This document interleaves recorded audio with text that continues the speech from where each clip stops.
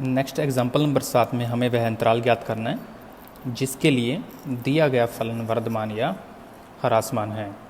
इसके लिए सबसे पहले दिया गया फलन जिसको नाम देते हैं समीकरण नंबर 1, और इसके लिए एक बार इसका अवकलन करें तो f' का मान मिल जाएगा 6x² माइनस 18x प्लस में 12, जिसमें से कॉमन ले लेते हैं 6 तो शेष बच जाएगा x² माइनस 3x प्लस में 2।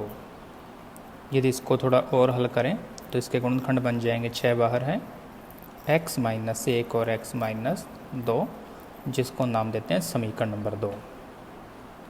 नेक्स्ट हमें अंतराल ज्ञात करना है, एक तो वर्धमान फलन के लिए और एक ह्रासमान फलन के लिए।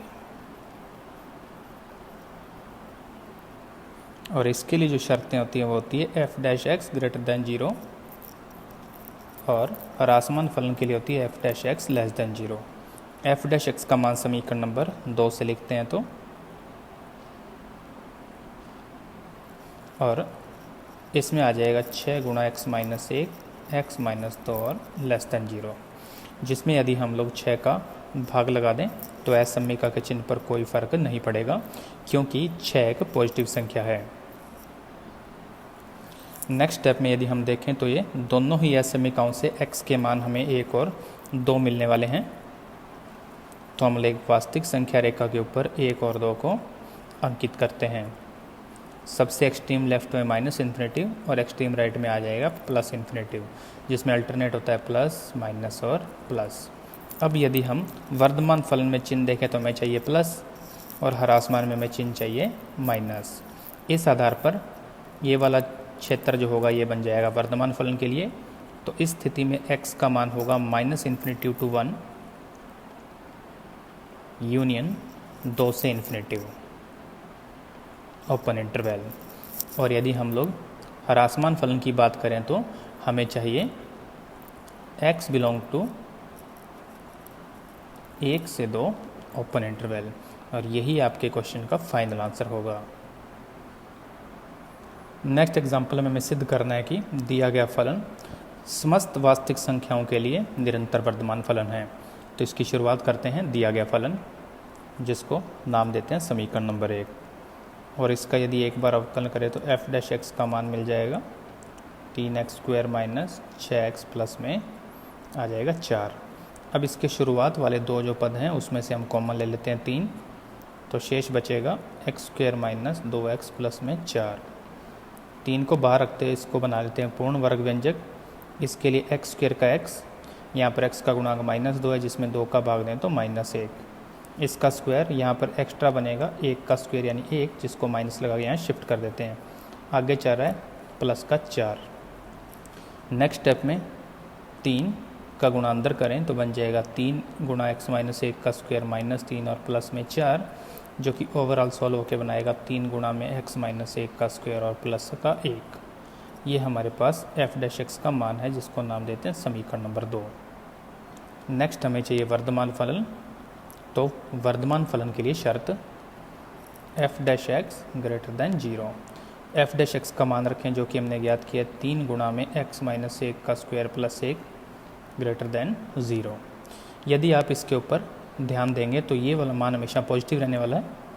छोटा छोटा यहाँ पर बन सकता है 0, जिसका 3 से गुणा कर दें तो भी 0, तो न्यूनतम इसमें 1 का योग होगा ही होगा, यानी ये वाला मान सदैव 0 से बड़ा होगा भले ही x का मान कोई भी वास्तविक संख्या लिया जाए। और हमें यही सिद्ध करना था कि ये समस्त वास्तविक संख्याओं के लिए निरंतर वर्धमान फलन होगा। नेक्स्ट एग्जाम्पल में हमें फिर से एक फलन के लिए वह अंतराल ज्ञात करने हैं जिसमें फलन वर्धमान और ह्रासमान है, और इसकी शुरुआत करते हैं हम सबसे पहले दिया गया फलन जिसको नाम देते हैं समीकरण नंबर 1, और इसका यदि अवकलन करें तो हमें f' मिल जाएगा माइनस 6x² प्लस में 6x प्लस में 12, जिसमें से कॉमन ले लें -6 तो शेष बचेगा x² माइनस x माइनस 2, जिसके गुणनखंड करने पर हमें f' का मान मिल जाएगा -6 x प्लस 1 और x माइनस 2, समीकरण नंबर 2। अब वर्धमान और ह्रासमान फलन के लिए शर्त F dash x greater than 0 और F dash x less than 0। F dash x का मान रखें तो अब इन दोनों ऐसे समीकरणों में हम लोग -6 का लगा देते हैं भाग, और माइनस वाली संख्या से भाग लगाते ही समीकरण का चिन्ह बदल जाएगा, जिससे हमें प्राप्त होगा x + 1 x - 2 less than 0 Varthaman फलन के लिए, और x + 1 x - 2 ग्रेटर देन 0 प्राप्त होगा ह्रासमान फलन के लिए। दोनों ही असमीकरणों से हम लोगों को x के मान मिलेंगे -1 और 2, जिन्हें वास्तविक संख्या रेखा के ऊपर हम लोग आलेखित कर लेते हैं। एक्सट्रीम लेफ्ट में माइनस और एक्सट्रीम राइट में लगाए थे प्लस इन्फिनेटिव, अल्टरनेट चलेंगे प्लस माइनस और प्लस। अब वर्धमान फलन के लिए हमें चिन्ह चाहिए लेस देन 0, तो हमारे को इस अंतराल की आवश्यकता पड़ेगी, तो x का मान आ जाएगा -1 से 2। और यदि हम ह्रासमान फलन के लिए बात करें तो हमें चिन्ह चाहिए ग्रेटर देन 0, जिसके लिए हमें इन अंतराल की आवश्यकता पड़ेगी। इस आधार पर x का मान बिलोंग करेगा -∞ टू -1 ओपन इंटरवल यूनियन 2 से इन्फिनेटिव ओपन इंटरवल, और यही आपके क्वेश्चन का फाइनल आंसर होगा। हमारा नेक्स्ट एग्जाम्पल एक मोस्ट इम्पॉर्टेंट एग्जाम्पल है, जिसमें हमें वर्धमान और ह्रासमान फलन के लिए अंतराल ज्ञात करना है, लेकिन इस बात का विशेष ध्यान रखना है कि वह अंतराल 0 और पाई के मध्य ही हो। तो इसके लिए सबसे पहले दिया गया फलन, जिसको हम नाम देते हैं समीकरण नंबर 1, और यदि इसका अवकलन करें तो एफ डैश एक्स का मान आ जाएगा cos x प्लस में sin x। इसको थोड़ा और हल करने के लिए cos x के स्थान पर हम लिख देते हैं sin 90 प्लस थीटा, और प्लस में चल रहा है sin x। अब इस पर हम यूज़ करते हैं sin c plus sin d का सूत्र, जो कि वास्तव में होता है 2 sin c प्लस d बटे 2 into cos c minus d बटे 2। इसमें c का मान ये है और d का मान है x, जिसके बेस पर इसका मान बन जाएगा 2 इंटू साइन, इनका योग करेंगे और 2 का भाग लगाएंगे तो बन जाएगा पाई बटे 4 प्लस एक्स, और इनका अंतर लेकर 2 का भाग लगाएंगे तो आ जाएगा cos पाई बटे 4। इसका मान होता है 1/√2, तो नेक्स्ट स्टेप में बन जाएगा 2 गुणा में 1/√2 इंटू में साइन पाई बटे 4 प्लस एक्स, जो कि कैंसिल होकर बना देगा √2 इंटू साइन पाई बटे 4 प्लस एक्स, जो कि एफ डैश एक्स का मान होगा, और इसको ओवरऑल नाम देते हैं समीकरण नंबर 2। नेक्स्ट स्टेप में वर्धमान फलन और ह्रासमान फलन के लिए शर्त, वह शर्तें होती हैं क्रमशः F dash x greater than 0 और F dash x less than 0। F dash x का मान यदि इसमें यूज़ करें तो हमारे पास आ जाएगा वर्धमान वाली साइड में √2 गुणा में साइन पाई बटे 4 प्लस एक्स ग्रेटर देन 0, और ह्रासमान फलन के लिए आ जाएगा √2 गुणा में साइन पाई बटे 4 प्लस एक्स लेस देन 0। √2 का यदि हम उस साइड में भाग लगा दें तो ऐसा समीकरण के चिन्ह पर कोई फर्क नहीं पड़ेगा, क्योंकि √2 एक पॉजिटिव संख्या है। तो हमारा नेक्स्ट स्टेप बन जाएगा ये। अब इस स्टेप को यदि हम ध्यान से देखें तो इसका मतलब है साइन की वैल्यू पॉजिटिव, और हम जानते हैं कि साइन का मान पॉजिटिव आता है फर्स्ट और सेकंड क्वाड्रेंट में। इसका मतलब ये वाला कोण 0 डिग्री से तो होना चाहिए बड़ा, और 180 डिग्री से होना चाहिए छोटा। इसी प्रकार यदि हम इसके अंदर ध्यान दें तो साइन की वैल्यू आ रही है लेस देन 0 नेगेटिव, और साइन की वैल्यू नेगेटिव आती है थर्ड और फोर्थ क्वाड्रेंट में। इसका मतलब इसके अंदर का कोण जो है वह 180 से तो बड़ा होना चाहिए, जबकि 360 से छोटा। अब हम यदि इसको हल करना चाहें और x के मान ज्ञात करना चाहें तो सबसे पहले हर एक पद में पाई बटे 4 का अंतर लिया जाएगा। तो यहाँ पर बन जाएगा पाई बटे 4 प्लस एक्स माइनस पाई बटे 4, और यहाँ आएगा पाई माइनस पाई बटे 4। इसी प्रकार इसमें भी यदि हम इसका अंतर लें तो बन जाएगा पाई माइनस पाई बटे 4, यहाँ पर आ जाएगा बीच में पाई बटे 4 प्लस एक्स माइनस पाई बटे 4 less than 2 pi minus pi बटे 4, जिसको थोड़ा ठीक करें तो बन जाएगा माइनस पाई बटे 4 टू एक्स लेस देन 3 पाई बटे 4। और इस साइड में बन जाएगा 3π/4 लेस देन x और लेस देन आ जाएगा 7π/4। ये वो अंतराल हैं जिनके अंदर दिया गया फलन वर्धमान और ह्रासमान होगा। लेकिन हमें जो अंतराल दिया गया है वह हमें 0 से पाई तक ही दिया गया है, जबकि यदि हम इनके अंदर बिंदुओं को नोट करें तो बिंदु बन रहे हैं -π/4 और 3π/4 और 7π/4। इस आधार पर यदि देखें तो इस अंतराल में फलन हमारे पास है वर्धमान, और यदि मैं इस अंतराल में देखूं तो फलन हमें मिल रहा है ह्रासमान। लेकिन हमें जो अंतराल ज्ञात करना है वो 0 से पाई के बीच ज्ञात करना है। इसके लिए यदि मैं वर्धमान फलन की बात करूं तो x बिलोंग करना चाहिए 0 से 3π/4, और यदि मैं ह्रासमान फलन की बात करूं तो वो अंतराल बनना चाहिए 3π/4 से पाई तक, यानी इस साइड में मान आएगा x बिलोंग टू 3π/4 से पाई, और यही आपके क्वेश्चन का फाइनल आंसर होगा।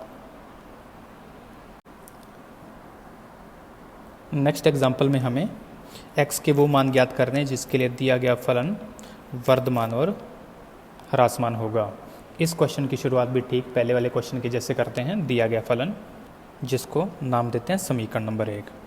अब यदि इस फलन का अवकलन करें तो हमें प्राप्त होगा f'(x), और इसका अवकलन हम करने वाले हैं u/v से, जिसमें v को छोड़कर u का अवकलन 1 माइनस u को छोड़कर v का अवकलन बन जाएगा 2x बटे में आ जाएगा v का होल स्क्वायर, जिसको थोड़ा हल करें तो ऊपर बन जाएगा 1 + x² माइनस 2x² बटे में कोई चेंज नहीं होगा, जिससे f'(x) का मान बन सकता है 1 माइनस x² अपॉन 1 + x² का होल स्क्वायर।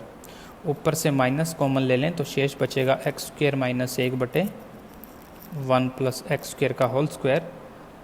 और यदि अब हम लोग माइनस को बाहर रखते हुए इसके गुणनखंड कर लें तो हमें प्राप्त होगा x + 1 और x - 1, और बटे में होगा 1 + x² का होल स्क्वायर, जिसको नाम देते हैं समीकरण नंबर 2। नेक्स्ट स्टेप में वर्धमान और ह्रासमान फलन के लिए शर्त, जो कि होगी f'(x) > 0 और f'(x) < 0। f'(x) का मान रखें तो -x + 1 और x - 1 अपॉन 1 + x² का स्क्वायर > 0, और इस साइड में आएगा <0, जिसमें ये वाला पद हमेशा पॉजिटिव रहेगा। तो यदि इसका वज्र गुणा 0 के साथ कर दिया जाए तो भी असमीका के चिन्ह पर कोई फर्क नहीं होगा। लेकिन यदि इस माइनस को उधर शिफ्ट किया जाए तो इसका मतलब -1 है, जिसका भाग देने पर यहाँ पर असमीकाओं के चिन्ह बदल जाएंगे। तो हमारा नेक्स्ट स्टेप बन जाएगा x + 1 x - 1 < 0 वर्धमान फलन के लिए, और x + 1 और x - 1 > 0 हो जाएगा ह्रासमान फलन के लिए। दोनों ही असमीकाओं से x के मान प्राप्त होंगे हमें -1 और 1, जिसके एक्सट्रीम लेफ्ट में आएगा -∞ और एक्सट्रीम राइट में आ जाएगा +∞।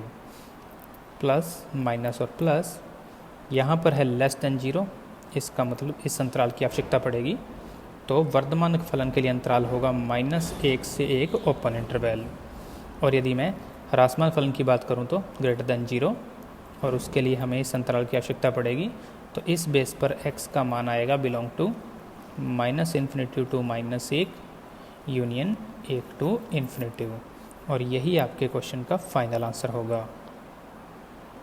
नेक्स्ट एग्जाम्पल नंबर 12 में हमें 3 पार्ट को सॉल्व करना है, जिसके लिए हमें उन अंतरालों को ज्ञात करना है जिनमें फलन वर्धमान और ह्रासमान है। ए पार्ट में दिया गया फलन जिसको नाम देते हैं समीकरण नंबर 1, इसका अवकलन करें तो जिसमें से 2 कॉमन लेने के बाद बच जाएगा x + 1, और इसको नाम देते हैं समीकरण नंबर 2। अब वर्धमान और ह्रासमान फलन के लिए शर्त, जिसमें f'(x) का मान रखें तो 2 गुणा में x + 1 > 0, ह्रासमान के लिए आएगा 2 गुणा में x + 1 < 0, जिसमें 2 का यदि भाग लगा दें तो असमीका के चिन्ह पर कोई फर्क नहीं होगा, क्योंकि 2 एक पॉजिटिव संख्या है। नेक्स्ट स्टेप में यदि हम ध्यान दें तो यहाँ पर हमें केवल मात्र एक ही बिंदु प्राप्त होगा, x का मान -1, जिसके एक्सट्रीम लेफ्ट में माइनस इन्फिनिटी और एक्सट्रीम राइट में आ जाएगा प्लस इन्फिनिटी। अल्टरनेट बनेंगे प्लस और माइनस। यहाँ पर चिन्ह है 0 से बड़ा, इसका मतलब हमें इस अंतराल की आवश्यकता पड़ेगी। इसका मतलब वर्तमान फलन के लिए अंतराल होगा -1 से इन्फिनिटी। इसी प्रकार इसमें है समीकरण का चिन्ह <0, तो हमें इस अंतराल की आवश्यकता पड़ेगी। तो ह्रासमान फलन के लिए अंतराल बनेगा -इन्फिनिटी टू -1, और यही आपके क्वेश्चन का फाइनल आंसर होगा। नेक्स्ट बी पार्ट में दिया गया फलन, जिसका यदि एक बार अवकलन करें तो हमें प्राप्त होगा f' -6 और माइनस में आ जाएगा 4x। फलन को नाम देते हैं समीकरण नंबर 1। इसमें से कॉमन ले लेते हैं -2, तो शेष बचेगा 2x + 3, जिसको ओवरऑल नाम देते हैं समीकरण नंबर 2।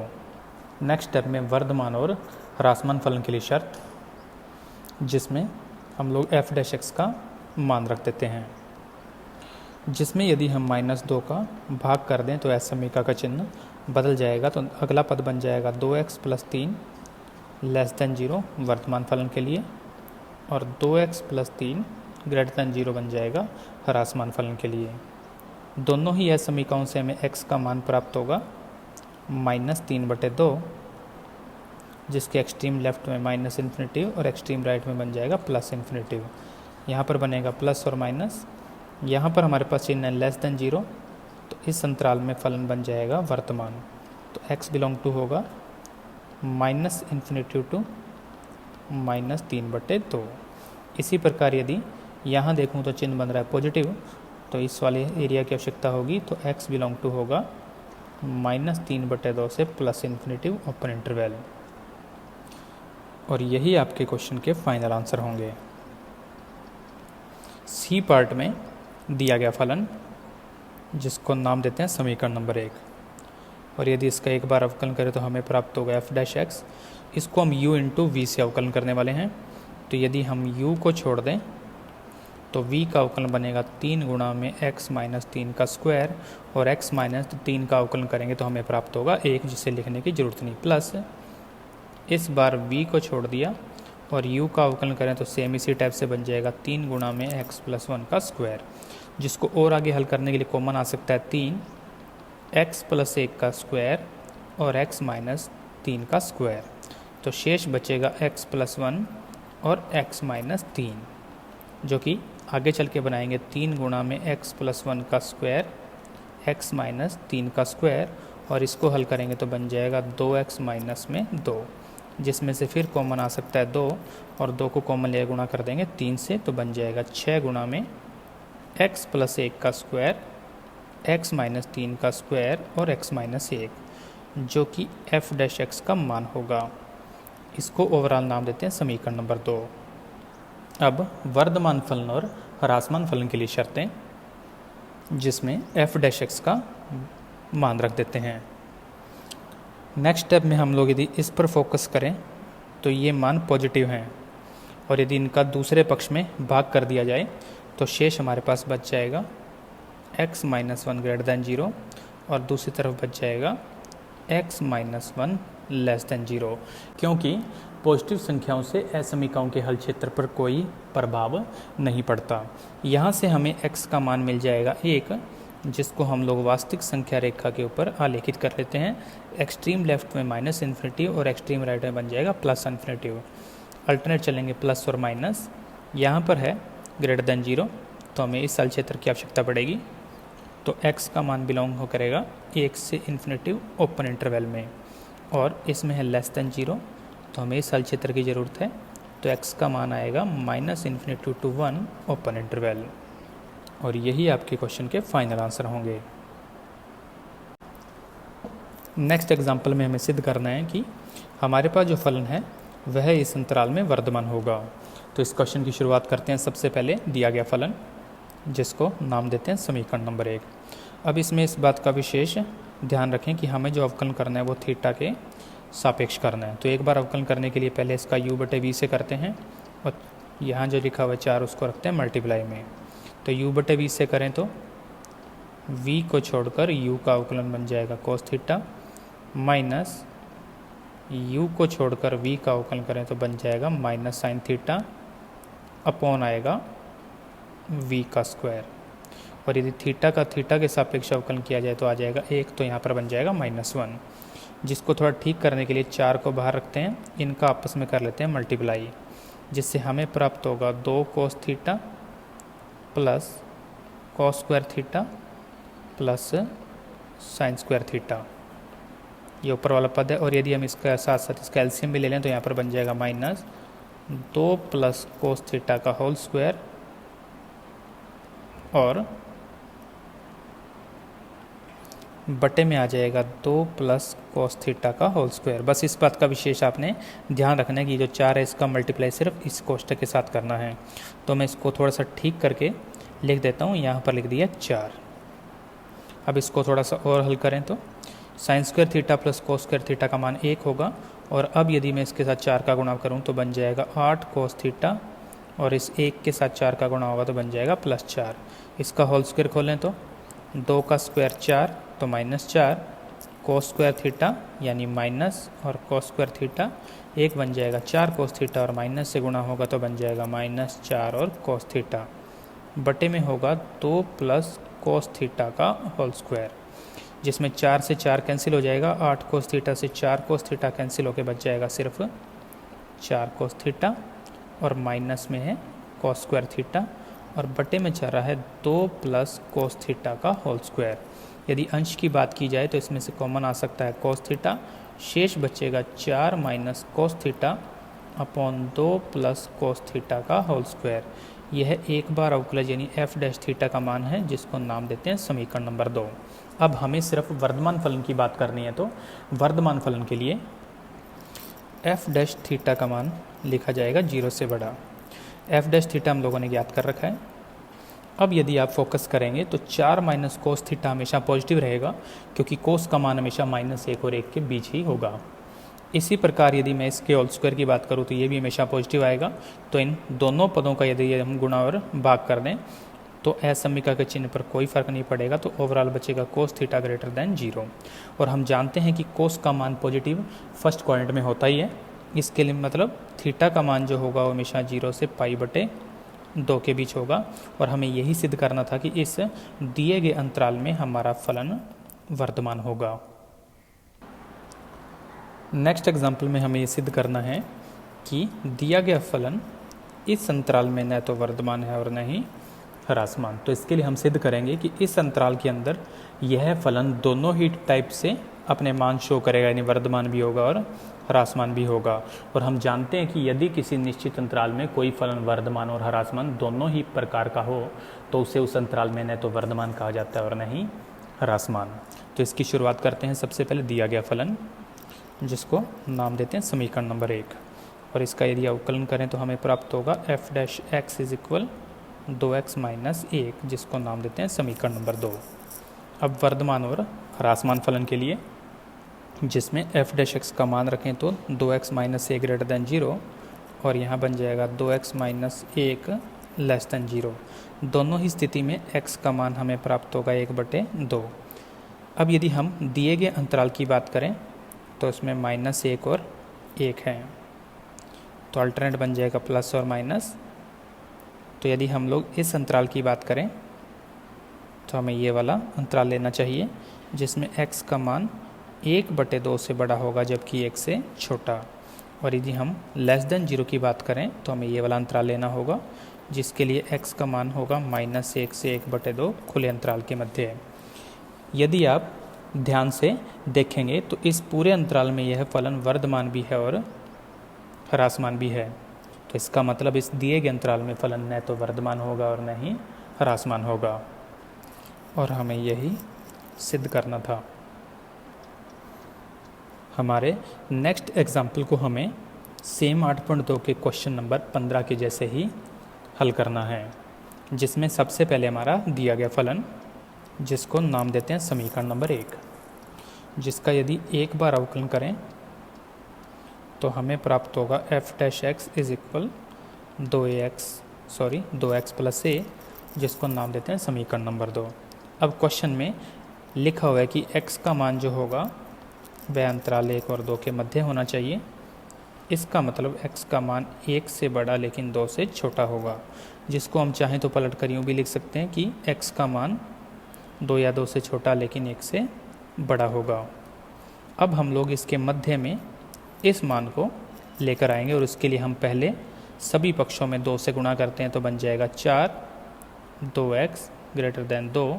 और यहाँ पर चिन्ह नहीं बदलेगा क्योंकि पॉजिटिव संख्या से गुणा करने पर असमीका का चिन्ह नहीं बदलता। इसके बाद हम सभी पक्षों में a का योग करते हैं, तो 4 + a greater than 2x + a greater than आ जाएगा 2 + a। नेक्स्ट स्टेप में हम इसके स्थान पर लिख देते हैं f'(x), तो हमारा बन जाएगा 4 + a greater then f'(x) greater than 2 + a। अब हमें वर्धमान फलन के लिए शर्त लिखनी है जो होती है f'(x) ग्रेटर देन 0। इसका मतलब ये वाले मान या तो आपस में इक्वल होंगे या 2 + a का मान 0 से बड़ा होगा। तो हम आंसर को मैच करने के लिए 2 + a लिख देते हैं ग्रेटर देन 0। इसका मतलब a का मान -2 से बड़ा होगा, और जब a का मान -2 से बड़ा हो तो इसका मतलब a -2 और इन्फिनेटिव के बीच होगा। यही वह a के मान का समूह है जिसके लिए दिए गए अंतराल में फलन वर्धमान होगा। तो इस प्रकार आपकी एक्सरसाइज 8.2 के एग्जाम्पल पूर्ण होते हैं। अगले वीडियो के साथ जल्दी मुलाकात होगी। धन्यवाद।